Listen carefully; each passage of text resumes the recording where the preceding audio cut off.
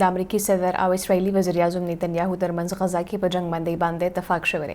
اسرائیلي میډیا لخوا دعوه شوې ده چې په غزا کې په جنگ په 2 هفتو کې ختم شي.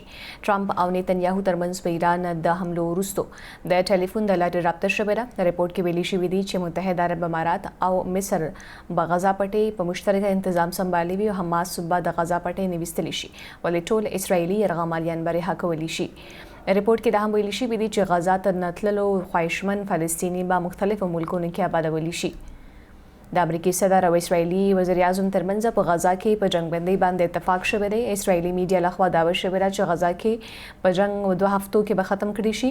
ټرمپ او نیتنیاهو ترمنځ په ایران د حملو وروسته د ټلیفون د لارې رابطه شوې ده. رپورټ کې ویلي شوی دی چې د متحده عرب امارات او مصر به غزا پټۍ په مشترکه انتظام سمبالوي او حماس به د غزا پټۍ نیوستلی شي ولې ټول اسرائیلي یرغمالیان به رها کولی شي. رپورټ کې دا هم ویلي شوی دی چې غزا نه د وتلو خواهشمند فلسطیني به مختلفو ملکونو کې آبادولی شي.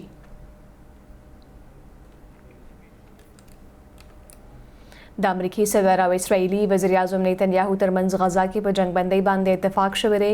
اسرائیلي میډیا لخوا دعوه شوې ده چې غزا کې به جنگ 2 هفتو کې ختم کړي شي.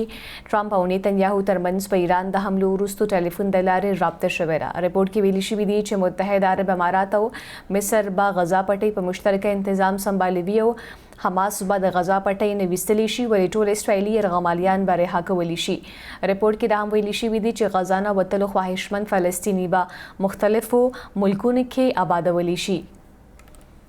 د امریکای صدر او اسرائیلي وزیر اعظم ترمنځ د غزا کې په جنگ باندې اتفاق شوی دی. اسرائیلي میډیا لخوا دعوه شوې ده چې غزا کې به جنگ په 2 هفتو کې ختم شي.